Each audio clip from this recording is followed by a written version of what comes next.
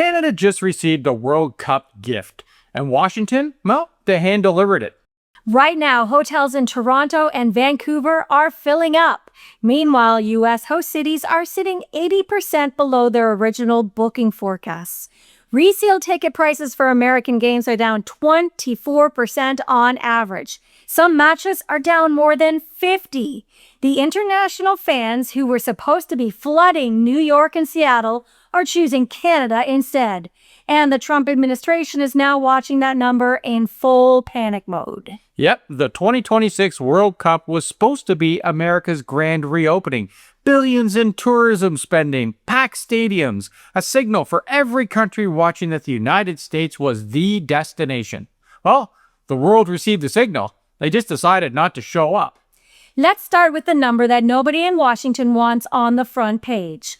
Newsweek is reporting that resale prices for U.S.-hosted World Cup games are falling across almost every match, down 24% on average. Some individual games are sitting more than 50% below original asking prices. And this is not happening on just some throwaway group stage. The U.S. opener against Paraguay, one of the marquee events, dropped more than 30% in a single month. And then they asked Trump about the $1,000 ticket price for the tournament that he spent months hyping. And you know what he said? And he goes, "Oh, I wouldn't pay it either." That makes absolutely no sense. Because when a man running the promotional campaign won't pay his own asking price, well, the market's already answered the question. So these prices aren't static. They move in real-time demand, the same way airline seats do. Prices don't fall 6 weeks before a major tournament because the sellers got generous. They fall because the buyers everyone counted on simply haven't arrived. And then there's the hotel side, which is somehow even worse. The American Hotel and Lodging Association, the people who were supposed to be cashing in on all of this, had confirmed on record that bookings in U.S. host cities are tracking well below their original forecasts. One operator used the phrase non-event. A World Cup being called a non-event by the hotel industry is not something to be proud of. This is an industry who spent years lobbying to host this thing. It's insane. Yeah, and they didn't beat around the bush when they were placing blame either. They cited visa barriers and broader geopolitical concerns as the primary forces suppressing international demand. Not weather, not scheduling, geopolitical concerns. In other words, Trump. Here's the reality. International fans are doing a risk calculation before they book anything. And right now, the U.S. is failing it miserably. Yeah. Will the border be smooth? Will my passport trigger a delay? Will I be searched or questioned before I even reach the stadium? Heck, will ICE arrest me for no reason? Is there a government travel advisory from my country warning me about what to expect? The concerns go on and on.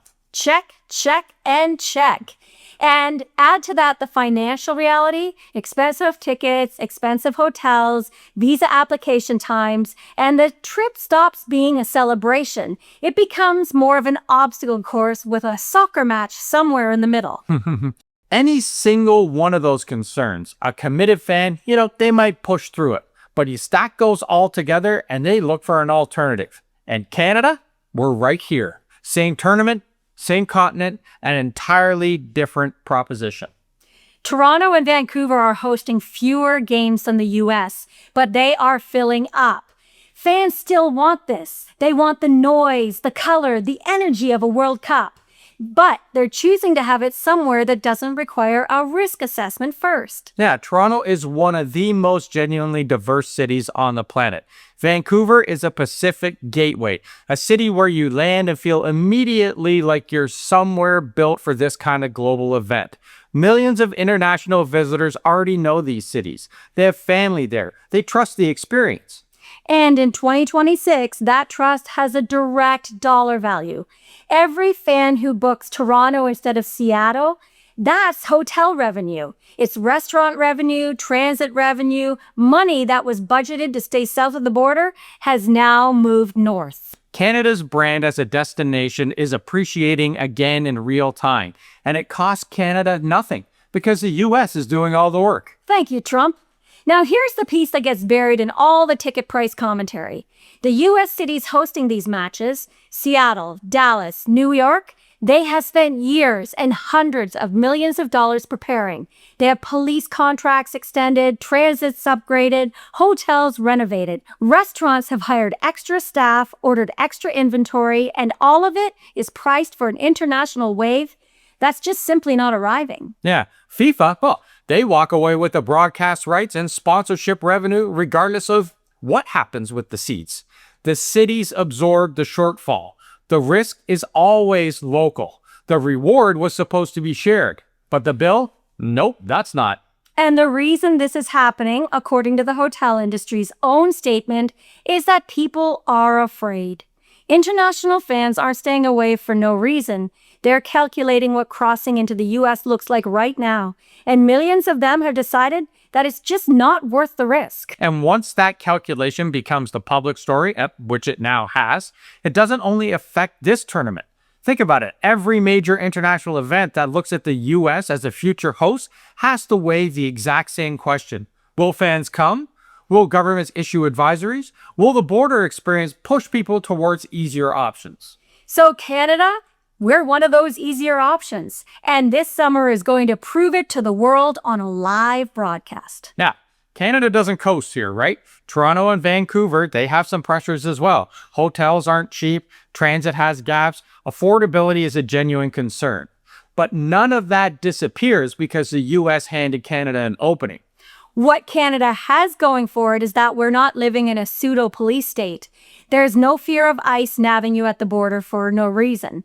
There's no wondering if your visa will be denied at the last minute, and there's no having to look over your shoulder at every turn. Oh, and we don't have to worry about guns either. True. Now listen, if these cities deliver, Toronto and Vancouver, and I have no doubt that they will, then Canada walks out of this summer with something more durable than tournament revenue. It walks out with a global reputation upgrade, earned in front of an audience of billions of people. The fans who come to Canada for this World Cup aren't just attending matches, they're forming opinions about this country that go home with them. Those opinions turn into future travel, investment, interest, and trade relationships. The tournament is 6 weeks, but the impression is a decade. So the question we want to leave with you today is this. Does the U.S. use this as a turning point? Do they look at the empty hotels and the failing ticket prices and decide this summer is the moment to rebuild the welcome they used to be known for?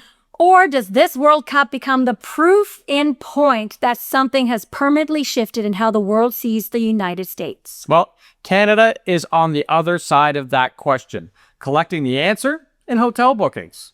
And if you want to see what it's like in Toronto, Vancouver, or Mexico City, check out our travel channel because we have videos on all of them. We got links to it down in the description below.